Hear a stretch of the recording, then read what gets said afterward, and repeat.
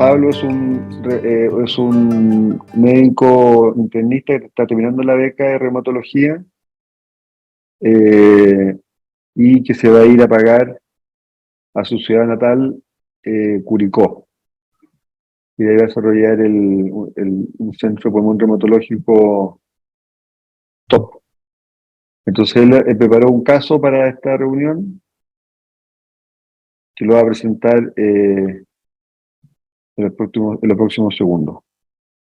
El caso clínico, una paciente de 46 años con antecedentes de otitis reumatoide diagnosticado en el extrasistema hace aproximadamente 16 años atrás. Ella se encontró en la zona norte del país, en la zona de Antofagasta, Calama, en tratamiento inicialmente con metotrexato, metilprednisolona oral y hidroxicloroquina. No tenía una serología asociada disponible en ese momento. Ella es de profesión administrativa y dentro de sus antecedentes en general, tabaquismo en la juventud, no tuvo contacto con alergias, no tuvo contacto con drogas, sin contacto con AVE ni infecciones recurrentes. Ella administrativa, así que no tuvo contacto con ninguna sustancia tóxica en su historia, ¿ya? La historia importante de ella parte el año 2018 con disnea de esfuerzo asociado a una baja de 5 kilos con apetito conservado, sin sudoración nocturna, sin hemoptisis, sin fiebre, sin debilidad muscular, sin otros síntomas asociados. Ella es evaluada inicialmente por un médico en el extrasistema que le pidió un escáner y el escáner fue informado como anafibrosis pulmonar tipo neumonía intersticial usual, ¿ya? La paciente, esto fue en diciembre del año 2018. Como presentó deterioro clínico, empeoró su evolución en general con el paso de los meses, terminó hospitalizándose en mayo del 2019, donde se realiza un nuevo escáner, ¿ya? Este escáner es el primero que les voy a cargar, ya como tengo problemas con el PC, lo estoy tratando de cargar nuevamente, y donde se informó que tenía una neumonía bivasal mayor hacia ambas regiones basales. El estudio etiológico asociado era negativo, ya se solicitó una evaluación reumatológica, no se describe por quién específicamente, donde se le corrobora que tenía el paciente artritis al examen físico, ya. Además de eso, tiene un anti-CCP levemente positivo, no significativo, tiene un factor reumatoide negativo, un anacitoplasmático granular fino, 1,80, un antidenia negativo, un ANCA-PORIFI negativo, un complemento normal, y eso inicialmente. Con todo esto fue evaluada la paciente en el Instituto Nacional del Tórax. Ya, en el Nacional del Tórax se le repite el escáner y se le solicita panel de miocitis. ¿Ya? Ya, entonces les voy a mostrar el escáner, el primer escáner que se hizo en Calama y que con el cual llegó al Instituto Nacional del Tórax en junio del año 2019, que es este que está acá. Ya, doctor. Tengo 3 imágenes, así que, doctor, lo dejo a usted para que lo pueda revisar. Esto es el primero. El primero de 2019. Después le voy a Ya. mostrar el segundo escáner que se hizo en Vale, 2023. con la Vale lo vamos viendo juntos, pues vamos a consensuar, esto es interesante, consensuar Jérica. Dale, A ver ponlo si de arriba para coincidimos. abajo. Tengo 3 imágenes que son las que tengo acá. Ah, ¿Ya? son 3 ejemplos, ya, no está entero ya. Y el segundo A ver, está entero. a ver, pero yo escribiría ese corte como una enfermedad pulmonar difusa con aumento de la densidad radiológica consistente en imágenes de condensaciones eh, que desestructura totalmente la arquitectura de los astinos secundarios, periférica, eh, hacia la zona paravertebral, y en ese receso paravertebral se acerca el ilio, pero probablemente porque el ilio está en esa zona muy cerca a la periferia. Entonces, ahí yo no me enredaría, en mi opinión, con que si es segmentario o es periférico, sino que es una ancha condensación homogénea en esa zona y con respeto subpleural. O sea, hay mucho más compromiso a 2 centímetros de la periferia que en la región adyacente a la pleura. Y hacia anterior, por el lado izquierdo, se ve esa imagen como media lineal, reticular, que en el fondo para mí es un respeto subpleural lineal.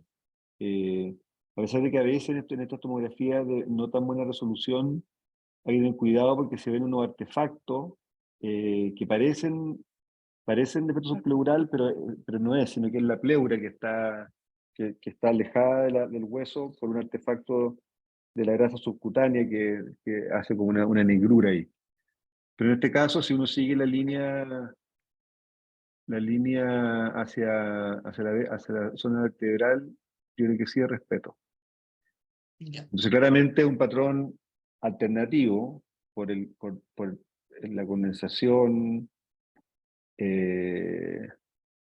predominante y sería como una neumonía en organización fibrosante con respeto subpleural, o sea, un NSIP con un componente de neumonía de organización en la práctica. Posterior, bilateral, asimétrica, mayor a izquierda. Eso, ¿vale? ¿Difieres o estás de acuerdo? ¿O algún aporte? No, estoy de acuerdo, me parece que tiene, o sea, que tiene ese respeto subpleural, tal vez pudiera en la parte, por lo menos en las zonas laterales izquierdas, no sé si se ve ahí ese respeto, además pudieran tener algunas bronquiectasias por tracción, eso a veces también como que ¿Verdad? simula un poco este respeto subpleural, así que eso a lo mejor habría que verlo con mayor zoom.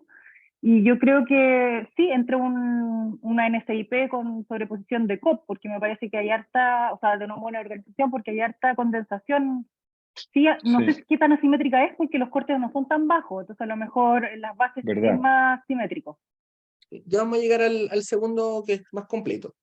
Carolina Velázquez, levantaste la mano. Hola, quería saber si había algún radiólogo. ¿Te parece poco mi descripción? Tu descripción. Oye, perdón, es que yo, me imagino que es la primera reunión. Yo soy Carolina Velázquez, soy radióloga de Antofagasta. Probablemente Ah, genial, po. el contacto lo dio la Marcia Aguirre, tal vez. Ya, pues genial. Oye, Bienvenida bueno, y por quería favor, agradecer que me hubiesen invitado.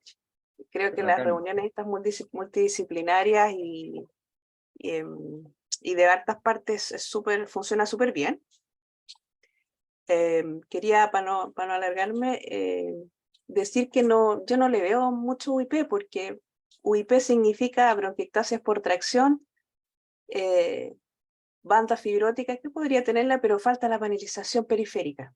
Entonces ahora nosotros estamos hablando de patrón UIP, patrón probable UIP y patrón no UIP. A mí me parece que no es un patrón no UIP, por lo que tú decías, Matías, respecto de que hay un poquito más de compromiso más alveolar, más condensante, y nos falta la bronquiectasia, que en algunas partes se esboza, pero lo que sí no hay es panelización.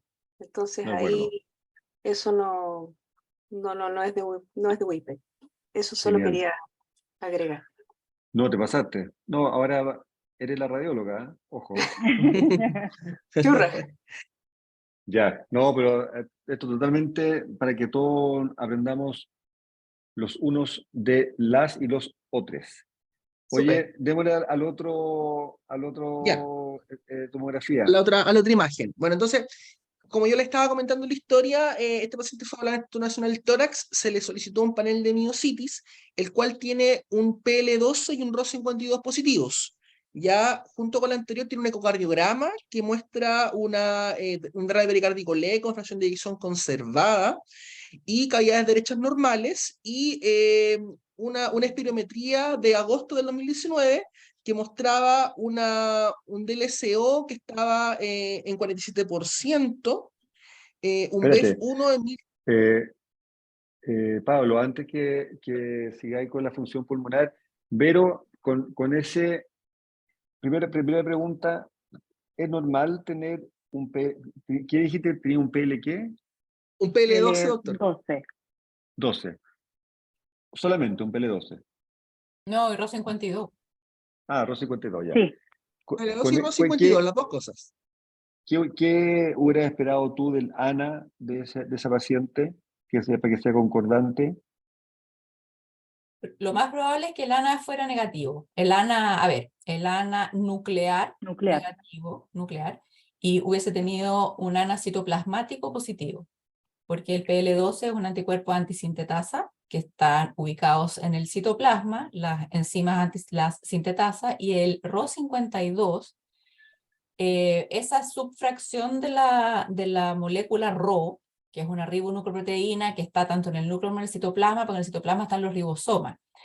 Entonces, perdón, en las mitocondrias. Entonces, la subunidad de 52 kilodalton por alguna causa es más frecuente que esté en el citoplasma. Entonces, suele Ya. ser que el RO52 también da una fluorescencia citoplasmática. Ya. O sea, hubierais esperado un ANA citoplasmático positivo. Sí. Eso tenía Eso citoplasmático. tenía efectivamente. Tenía un Perfecto. ANA nuclear negativo y un ANA citoplasmático positivo, granular fino, 1,80. Ya. Oye, y de nuestra casuística del hospital, Vero, ¿cuáles son los tres antisintetasa más frecuentes que tenemos? Por lejos o uno, eso lo supimos cuando hicimos la serie con los colegas en esa presentación que hicimos de las enfermedades pulmonares asociadas a anticuerpos de miopatía con la gente argentina y de México, y en Chile y en los otros países también, pero nosotros que teníamos acceso al panel de miocitis, de todas maneras, por lejos el CO1 era el más frecuente. Ya. Y eso es lo mismo Aprovechando de eso, les quería mostrar algo. Justamente la casuística, yo hice un estudio ahora que lo vamos a presentar pronto en el Congreso de Reumatología. aunque no venía preparado, Y esto, Pablo. no venía preparado, pero tengo el número exacto. En el año 2000, entre 2018 y 2022, se hicieron 233 pacientes positivos, de los cuales son 15 PL12, 14 Jo1, PL7 son 13, EJ son 5 y 4 son OJ, de los cuales da un total de 51 antisintetasas positivos dentro de una muestra de 233 pacientes. Ojo que es bien importante que esa muestra ¿OJ está, qué? ¿O ojo qué? no, ¿OJ? ojo, con no Ah, al final. OJ.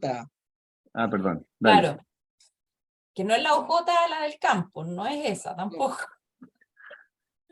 Ya, las condoritos. No, lo que pasa es que seguramente está subestimada la prevalencia del Jo1 Por los porque ENA.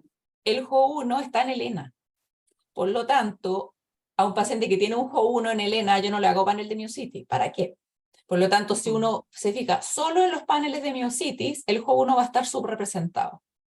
Si tú tienes el total de pacientes, la cohorte completa, con ENA y sin panel de miocitis, o con ambos, ahí aparece la real prevalencia del Jo1. Y como ustedes pueden ver, los segundos más frecuentes siempre son PL7 y PL12, que es lo que es igual que en la literatura internacional.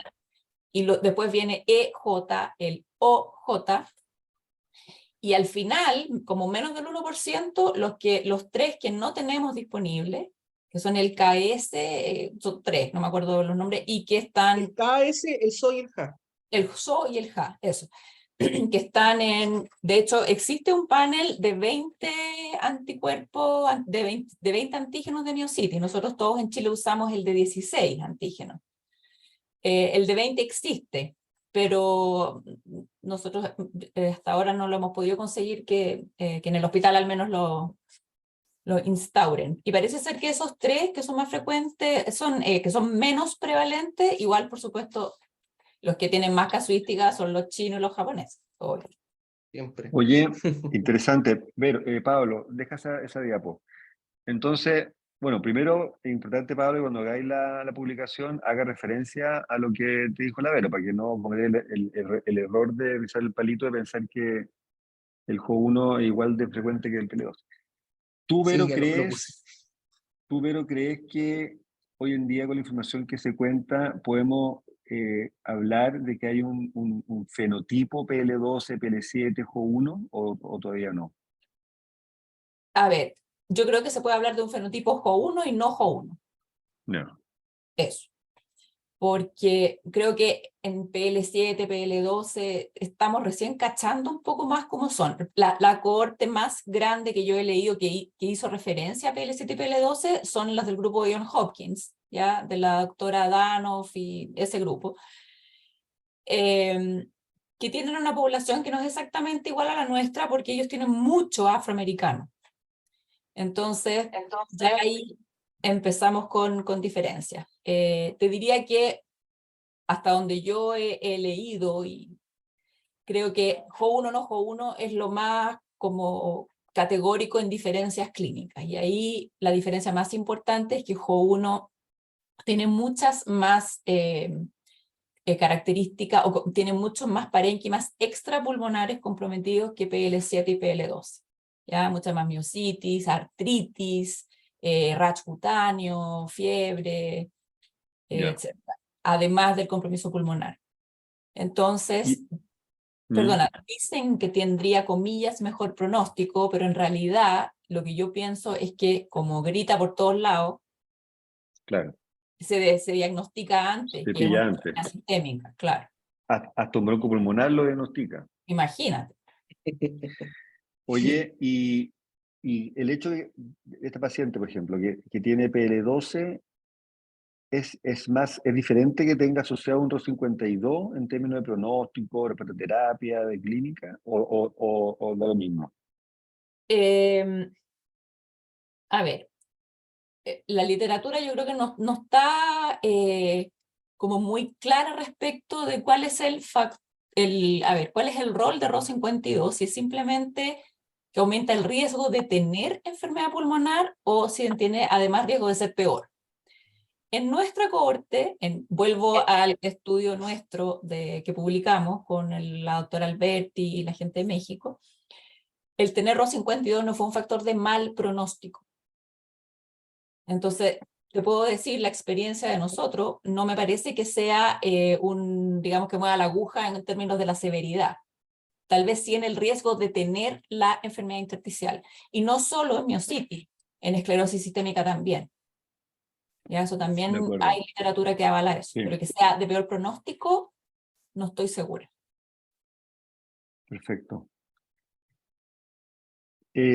Pablo, ¿querías mostrar algo más de tu publicación o quieres volver al caso?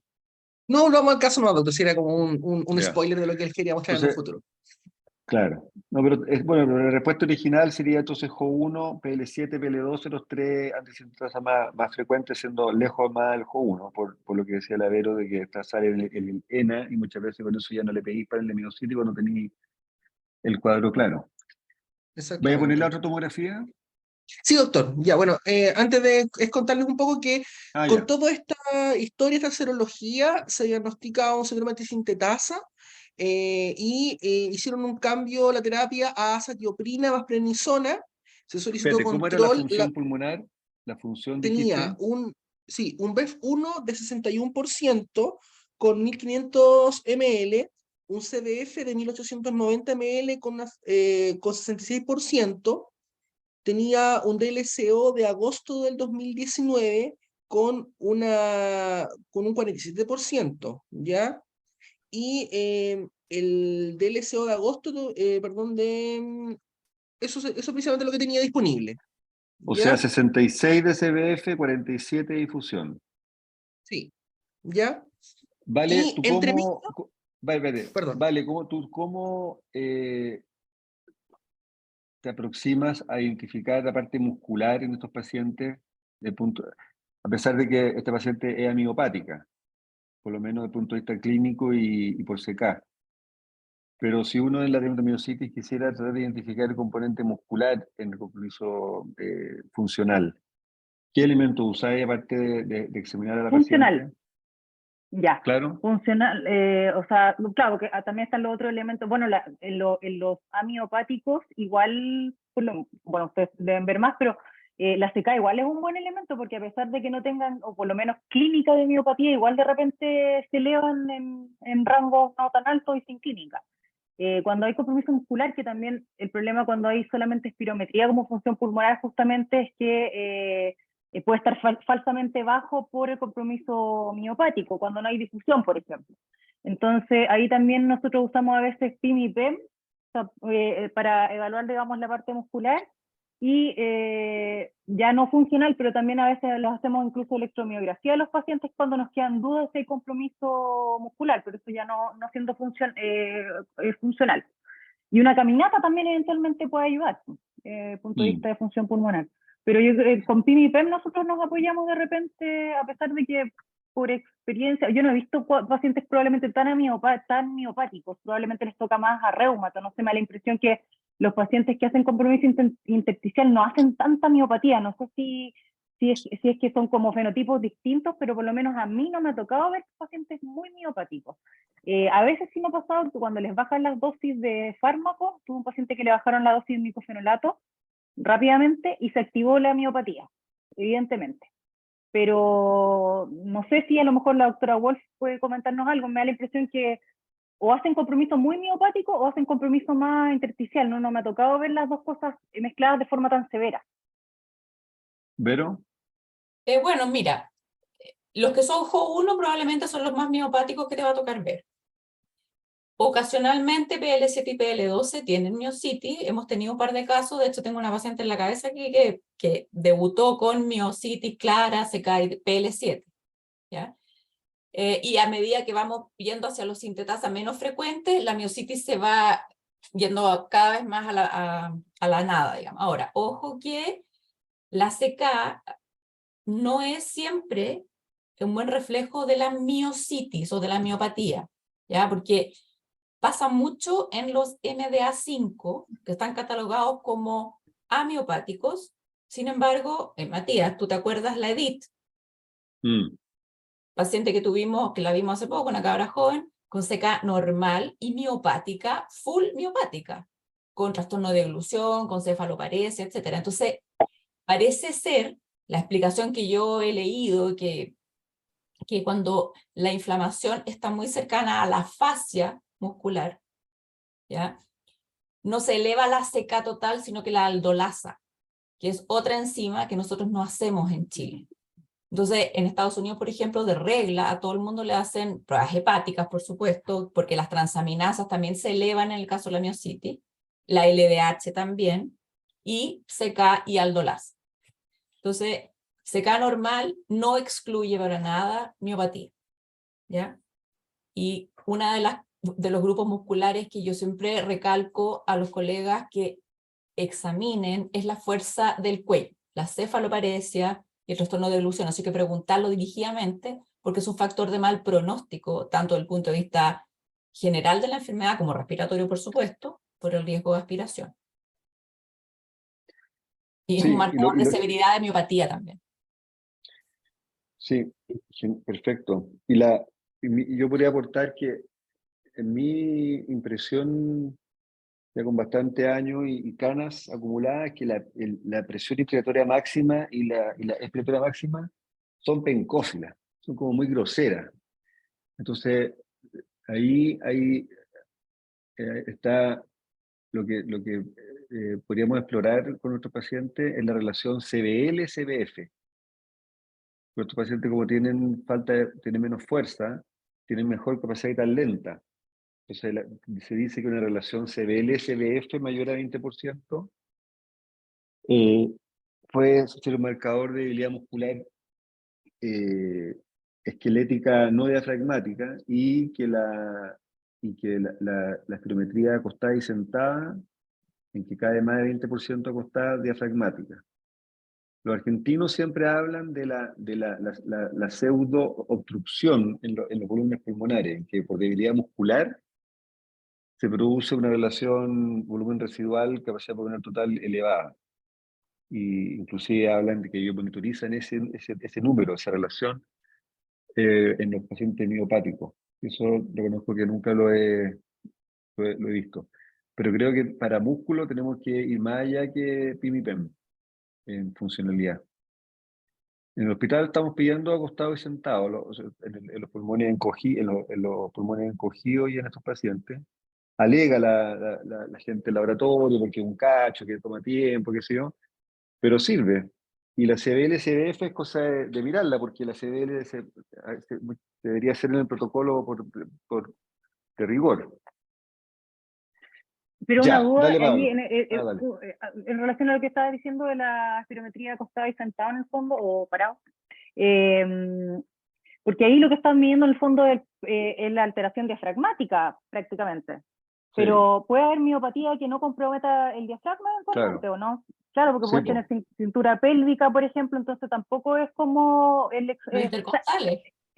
como conclusión creo yo que no hay un buen examen funcional para evaluar la parte muscular Claro. probablemente. O sea, un O sea, conjunto de cosas, pero no... por eso. O sea, en el fondo, en los casos que hay miopatía e intersticio, entonces tú tenés que empezar a sacarle punta al lápiz cuando tenías una difusión mejor que la CBF, por ejemplo. Claro, O muy exacto. iguales, por ejemplo, en que tú, como pasa en los obesos. Nada, pues, pero son todos elementos, pero tenés razón tú que acostado y sentado es diafragma y CBL, CBF es no diafragma, o sea, todo el resto de la respiratorio. Pero claro, si es muy de pelvis, nada, pues ahí habría que hacerle el test de la espirometría pre y post lambada, por ejemplo, podría ser una otra idea que se me ocurre ahora. Dale. Ya, doctor. Entonces, como yo les había comentado, este paciente estuvo como fuera del radar del tórax durante 3 años y volvió en abril de 2023 para seguimiento. Y ahí nos viene con un escáner que es el escáner que les voy a mostrar ahora. Está, denme un segundo, es que lamentablemente como no pagué la licencia en radio, me pone problema. Ya. ¿No la pagaste? Entonces, Yo, no, yo doctor, siempre la no. pago, No, la pago no soy broncopulmonar, así que no. Soy un simple becado. dermatólogo al Entonces, perro. Dale. este escáner es del año, de abril del año 2023, que es el que están viendo ahora. Los voy a empezar a... Y ustedes, ¿Eso por es lo más favor. grande que lo podéis poner? Sí, lo ponemos más Oye, grande, dame pero un segundo. Carolina, ¿lo estáis viendo, no? Sí, sí, yo lo estoy viendo. Ahí, subir un Súbelo un poco que la poco, barra, Pablo. se Ah, quedó la barra de Súbelo un tu... poco. que lo suba. Oye, Claro. qué Agárralo increíble el del. cambio, Sí, rara la evolución. porque no fuma esta señora. Casi que No, no fuera paciente.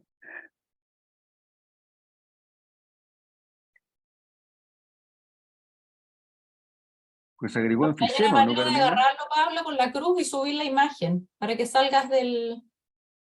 Sí. con la No, cruz. no, acá la que Ahí, está al lado, eso. esa. Ahí. Ponlo no los lóbulos superiores, porque lo que apareció de arriba es como enfisema Sí. para aceptarlo, ¿no? Paraceptal. Sí, parece como Qué el lado increíble. izquierdo se nota bien. En 2 años. Sí. Del año 2019 al año 2023. 4. Bueno, Pablo, perdona, ¿con qué estaba? ¿Con azatioprina? Con acetioprina y prednisona, doctora. ¿Cuánta azatioprina? Estaba con 100. No fue Oye, indicado por usted. no, o sea, aquí no hay nadie, ni bueno ni malo acá. Todas las No, conversaciones porque se transformaron en este. ¿Qué opinas, Carolina? ¿Cómo describirías tú este patrón ahora? Bueno, necesariamente mm, haría alusión al examen anterior, porque es como que si fueran dos pacientes diferentes. No vi los ápices del examen anterior, de la de 2018, pero retrospectivamente lo único que podría explicar estos cambios, al menos en las bases, es que el examen hubiese sido adquirido en expiración y que todo lo que vimos de relleno alveolar pudiera haberse tenido concomitantemente alguna cosa infecciosa en lo alveolar, digamos. Mm, Porque ahora este pulmón, la verdad es que lo que tiene es una abundante destrucción parenquimatosa con una morfología parecida a un paraceptal. Eh, o sea, mucha destrucción parenquimatosa, parece más bien como decían, cambio, o sea, un pulmón enfisematoso muy subpleural, de ubicación muy subpleural. Entonces, es como que fuera, o sea, necesariamente comparándolo con el otro, es como que fueran dos pacientes distintos. ¿Y hay opción de ver los ápices del examen anterior, del 2018?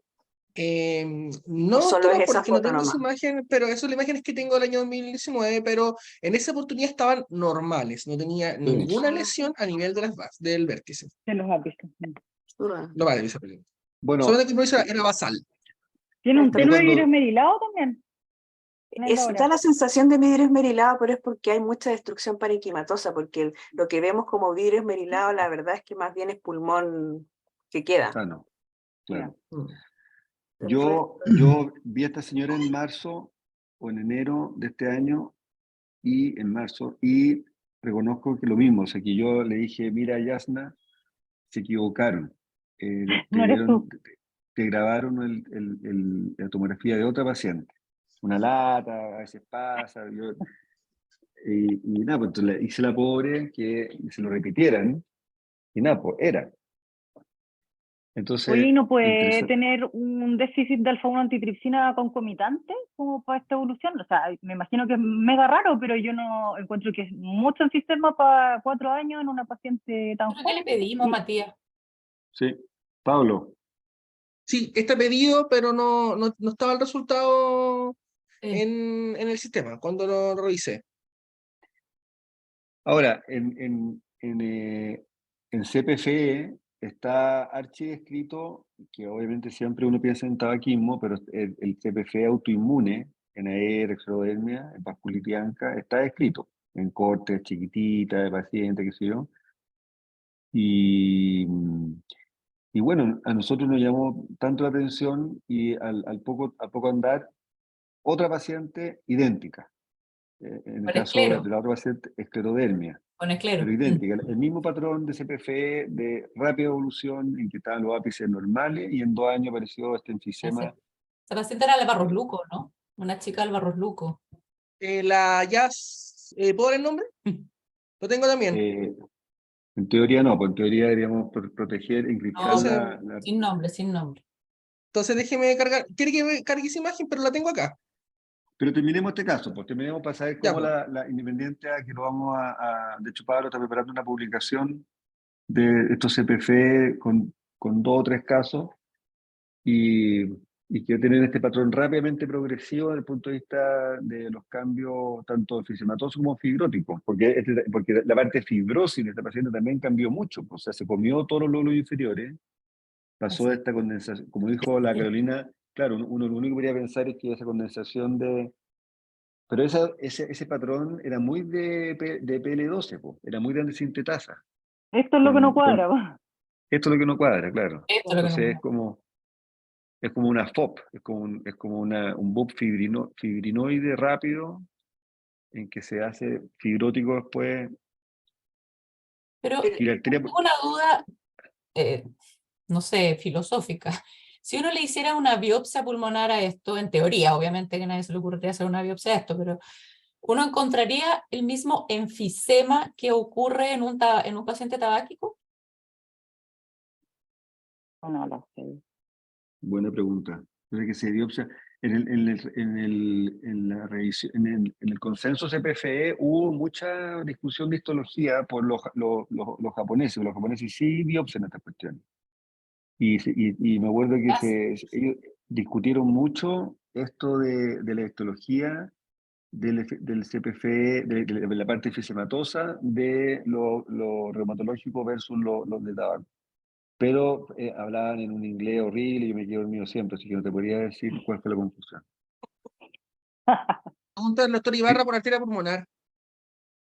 Póntela, pues póntela, te di ventana media clínica ¿La ahí. ventana mediastínica está ahí? Eso. ¿Qué pensáis tú, Carolina, de la medición de la arteria pulmonar en la tomografía? ¿Tú lo informas siempre, no? Está grande, Yo súper siempre, grande. tiene harta hipertensión. Oh, Yo God. siempre siempre, esa debe medir como 3,8, no más, 4. Sí, A ver, siempre mídela, po. lo. Mídela Ahora, ahí, Pablo. Ya, si yo es que eso tiene una ¿Cuál es el real. punto? Sí, ¿cuál es el punto de referencia que tú usas para poder medirla acá? Ahí el tronco Guía. principal, los márgenes nomás, pero el tronco principal. Ahí. Eso. Por ahí. Claro. Más Más abajo, abajo. sí, por ahí. Y pegadito un poquito No. más, levanta Pero un poquito para más. el lado. No, Horizontal. Arriba, para transversal. Ah, sí. Por ahí, Ahí. por ahí. Un Ahí. poquito Un más, poquito más sí, porque es más también abajo el 3,3. corte, claro. 3, A lo 4, mejor se porque puede, bueno, 3, no, yo creo que baja el otro, no, baja el otro punto que sea, no, ese Como la pégalo mitad de a la la pared. bota. claro, eso Exacto. Uy. ahí, y el otro punto ¿Ya? baja un poquito más. El que donde está el Oye, Ah, qué puntero, horizontal. mantener ese, Ya, y eso ahí, eso, como, sí, chao. no es tanto. Se supone que el tronco Claro, principal hasta 3, o los chicos, o sea, derecho izquierdo 2.5. Sí, o Pero sea, yo comparado con siempre, la aorta, Sí, sí, es súper yo muy creo grande. que debe grande. ser más, sí. Sí. O mide el tiene derecho, una tal aorta vez. muy chica. Claro, Claro, no, yo creo que yo sé ese es un que poquito más. la discusión que siempre tenemos con la gente de hipertensión pulmonar en estos casos es cuándo una hipertensión pulmonar es desproporcionada Desproporcionado. al compromiso fibrótico del parénquima. Entonces son parecidas. La Mónica Sabolín obviamente me diría que es totalmente proporcionada la hipertensión a la fibrosis, por ende es tipo 3 y no hay nada que hacer.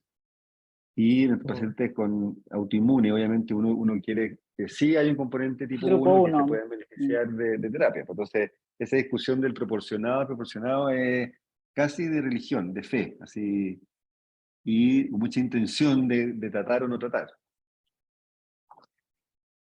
Y el sondeo no nos va a dar esa respuesta, porque se ha escuchado en los comités nuestros que dicen, hagamos un sondeo para saber si es tipo 1 o tipo 3, pero el sondeo te va a dar un número, no te va a decir de cuál tipo es. La Yo solo igual Ya, eventualmente le para haría el descartar. sondeo en todo caso. ¿Ah?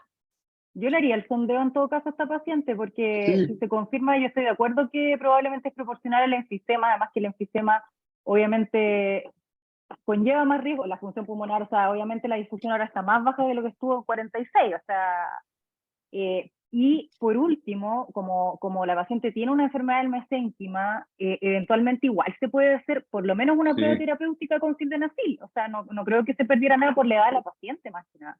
Entonces yo igual le haría un sondeo a esta paciente sí, para confirmarlo y darle tratamiento de prueba, por lo menos con sildenafil. Y si responde, sí, eventualmente catalogarla como grupo 1 nomás.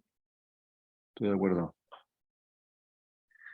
Entonces le pedimos sondeo, porque además a esta niña la mandamos a trasplante, así que igual sí va a ir de coronografía y de sondeo. Claro. Ya, pues, ¿y cuál es el esquema terapéutico que nosotros propusimos? Ya. Antes. No sé, veo que hay otro neumo bronco metido, si quieren opinar libremente. Víctor, que estaba con su hijo Caleb recién arriba de la cabeza, entonces dijo que tenía que apagar la cámara.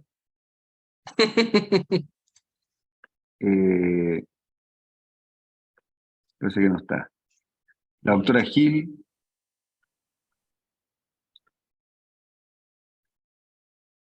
tampoco. Antes de la terapia farmacológica, a lo mejor podríamos, no sé si la Dani Díaz, ¿quién está conectada? Sí, está ahí Sí, conectado. aquí estoy. Hola. Dani, esta paciente joven de 40 y tantos años con una CBF de 60 y una difusión de 40 y una hipertensión pulmonar que no atrevería a decir que mínimo va a tener 50 de sistólica por lo bajo y que satura en forma significativa con el mínimo esfuerzo. ¿Cuáles son tus precauciones con la rehabilitación pulmonar? Primero la precaución en relación a esta hipertensión pulmonar, que habría que bajar la cantidad de latidos en el esfuerzo. Normalmente se habla de los 120 latidos para un hipertenso pulmonar. Sin embargo, si suplementa oxígeno frente a un esfuerzo de alta intensidad, la frecuencia cardíaca no necesariamente sube tanto como que estuviera en hipoxemia. Entonces, el entrenamiento cumple el objetivo si tenemos la cantidad de oxígeno necesaria para las demandas periféricas que está pidiendo el músculo. Entonces, el entrenamiento va enfocado más en suplementar oxígeno y mantener el periférico lo más posible, y eso nos ayuda con el componente cardíaco y respiratorio. Y en general no han hablado mucho de cómo ella se sentía, por lo menos no escuché eso al inicio, de cuán frágil está en concepto de fragilidad, que la fragilidad engloba percepción de esfuerzo y también algo más muscular. Y lo otro, ¿cuánto era su tolerancia al esfuerzo? Porque no tenía test de marcha, no sé, no se sabe. Ahora le tomaron exámenes de cuánto caminaba o cuál era su predominio frente al esfuerzo, si era si se detenía por disnea o era fatiga o era algo más periférico, ¿qué? Pero yo le entrenaría desde el componente cardiorrespiratorio con el suplemento de oxígeno que se necesita para cumplir las demandas y con enfocando a que ella no vaya perdiendo, si está candidata a trasplante, no perdiendo más periférico en función de su limitación cardiorrespiratoria. De acuerdo. Perfecto. Ya, es interesante ese concepto de fragilidad que incorpora la Dani, que nosotros no lo manejamos en lo cotidiano, pero creo que es interesante incorporarlo con un score y entender para qué sirve en la práctica, en la conversación con la rehabilitación. Dale, Pablo. ¿Puedo hacer un Ya, en comentario realidad, antes? ¿Van a hablar de tratamiento o no? Dale. Sí. Es sí, que pero antes de eso, quería comentar el hallazgo del primer ecocardio, porque ahora no tenía ecocardio, pero en el ecocardio del 2019 tenía derrame pleural, o sea, derrame pericárdico leve a moderado. Y creo que eso igual es algo a considerar en un tratamiento, porque probablemente, salvo que haya tenido hipertensión pulmonar ya el 2019, que es poco probable por el escáner, esto nos estaría diciendo en el fondo que hay una actividad aparte de lo pulmonar. Entonces, eso creo que también hay que considerarlo en la parte terapéutica. Así que eso era lo que quería comentar. y hablando de eso mismo, igual les quería agregar, lo que pasa es que no teníamos ecocardiograma en esta oportunidad, pero sí teníamos un PRO-BNP que estaba en 2440, ¿ya? Pero dentro de la antecedentes importante que considerar, ¿ya? Comparativamente hablando, tenía, en comparación al control anterior, tenía una CDF que estaba en 68, la previa estaba en 66, con 1800 cc, y tenía pendiente el DLCO. Y hablando de tratamiento, se decidió iniciar nintedanib, perdón, asociado a azatioprina, nintedanib, perdón, Yo me he dado cuenta que asociado a... la generación millennial Nintendo, les cuesta pronunciar Nintedanib por el Nintendo. Espérate, antes de la terapia, Vero, ¿qué quieres comentar tú? Ya, algo bien importante respecto de los sintetasa y las miopatías, que es algo que tal vez comunicamos poco, y es el potencial compromiso miocárdico. ¿Ya? Entonces el ecocardiograma no es solo para descartar hipertensión pulmonar, sino que disfunción miocárdica que puede ocurrir y a veces se nos puede pasar colado. Y bueno, el derrame pericárdico puede estar en el contexto de la enfermedad inflamatoria, por supuesto, también en el contexto de hipertensión pulmonar, ¿ya? Y en el fondo lo que quiero decir es que tenemos que hacer siempre un barrido del corazón igual, tenemos que pedirles ProBNP de entrada, troponina, ¿ya? La lata es que se pone Sí. cada vez más exigente lo que hay que hacer de entrada, pero es una chorrera así de exámenes pero en la teoría uno debiera explorar la función miocárdica también siempre en un paciente con miocitis y esclero. Sí, En esclero también. tenemos un paciente en ECMO en la Dávila con una miocitis y compromiso miocárdico puro, casi. No puro, tenía intersticio, pero lo que lo llevó al ECMO ahora... Sí. Sí. Cristian Ibarra, que está en un mundo paralelo chateando, pregunta si hay derrame pericárdico, Pablo, en esta tomografía. Podéis ponerte la ventana de nuevo mediastínica para saber si hay parte blanda ahí. Según el informe solicitado, no lo menciona.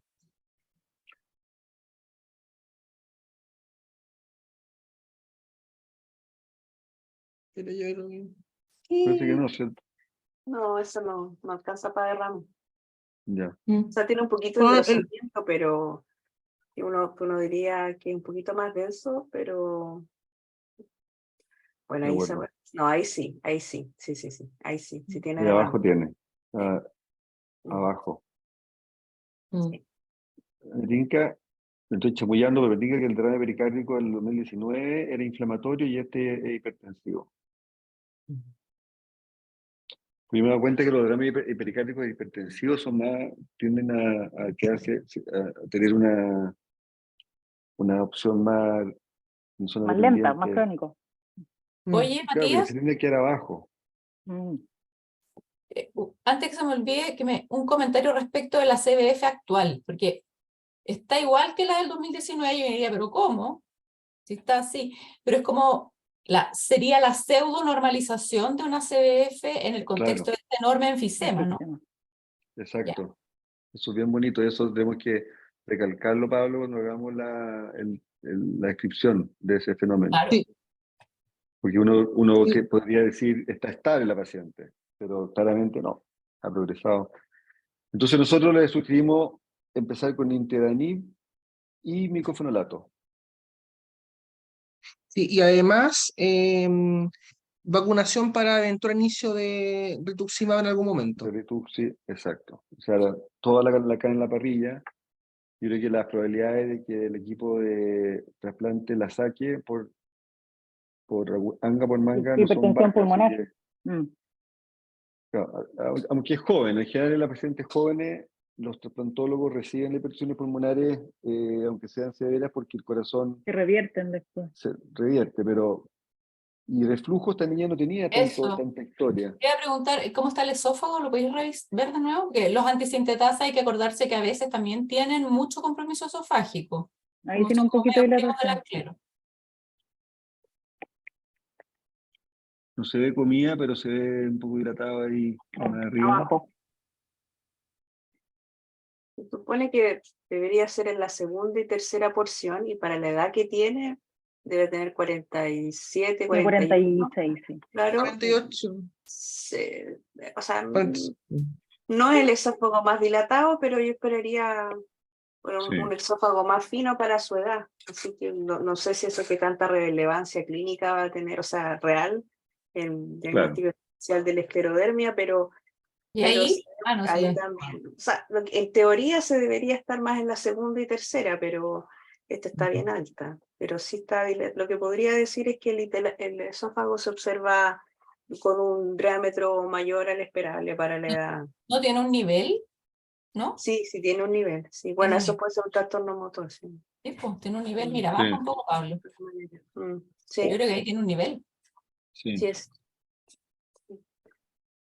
Y esto sí, sí. le da, desde la ignorancia de un radiólogo, esto le pone un poquito más para esclerodermia, porque el déficit de alfa-feto, o sea, de alfa-psina igual es interesante, es como, o sea, es más raro, pero igual podría ser por morfología. ¿El que se presente con este esófago le pone un poquito más para esclerodermia o da lo mismo?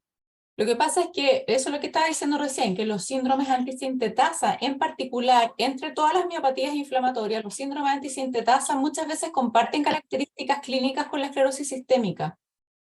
Entonces, muchos pacientes tienen trastorno motor esofágico, aunque no tengan esclerosis sistémica y aunque no tengan anticuerpos de esclerosis sistémica, el trastorno motor esofágico y la dilatación del esófago y el reflujo es bien frecuente, en los sintetasa en particular.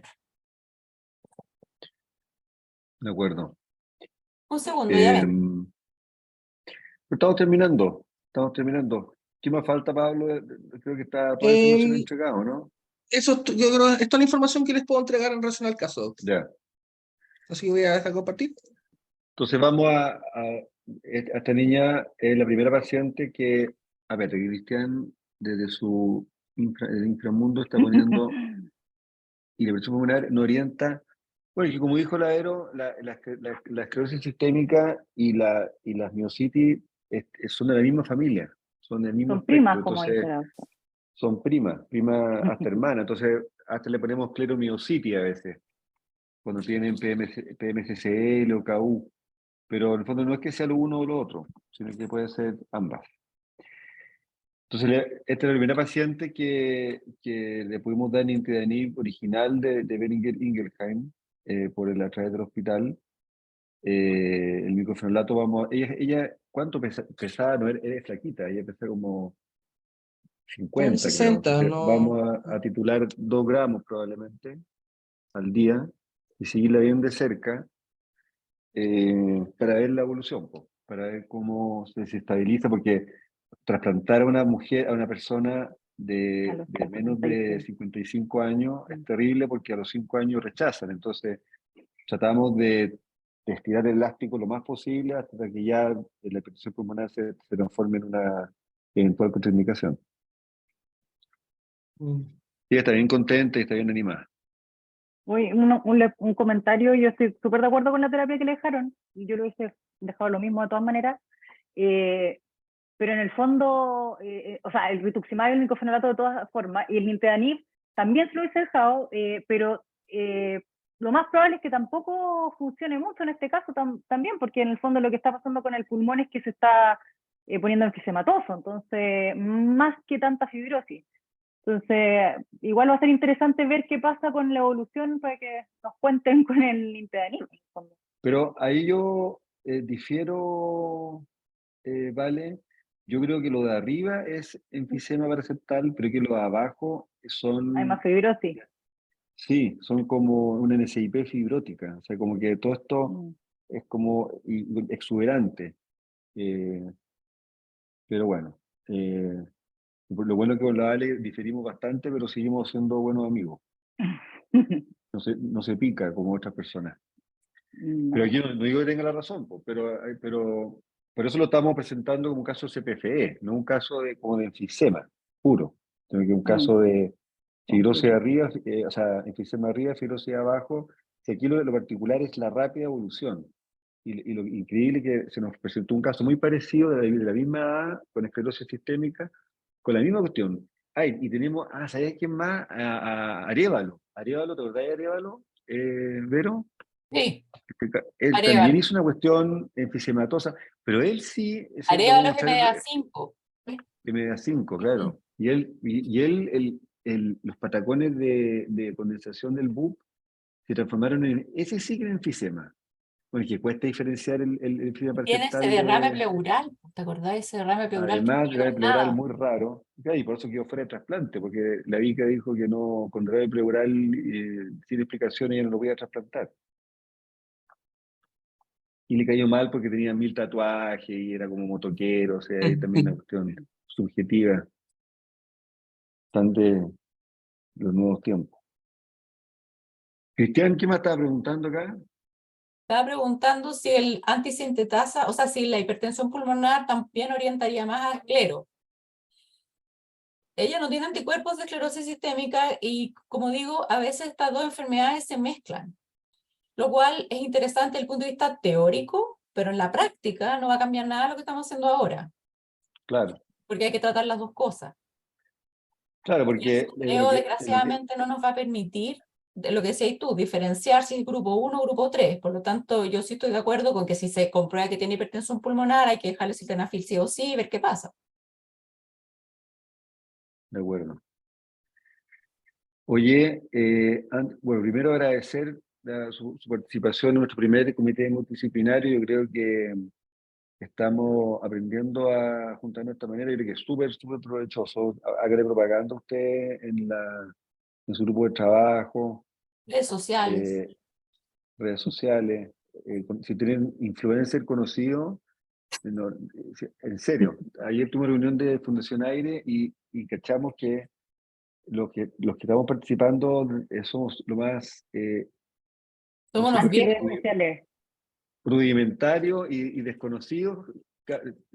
Cada uno de los 6 que estamos en el directorio nos metimos en nuestras redes sociales y tenemos, el que tiene más seguidores tiene 9 seguidores. 9, 8 y 7. Entonces, Qué penoso. sí. Ni lo Entonces, digas Pero es mejor, di que no verdad. tienes.